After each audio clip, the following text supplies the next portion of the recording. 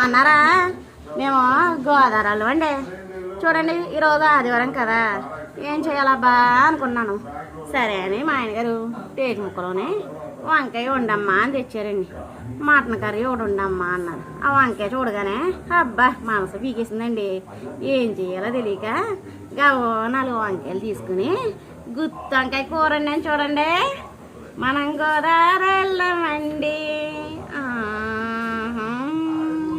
ఇది తింటూ ఉంటే ఉంటుందండి నోట్లోనే అన్న పూసలా కరిగిపోద్దండి.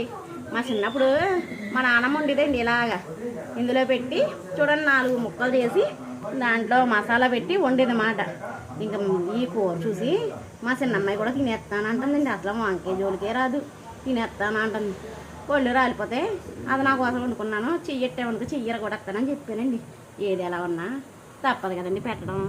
కానీ చూడండి, అందుకే చిన్న ముగ్గుల్లో వండాను.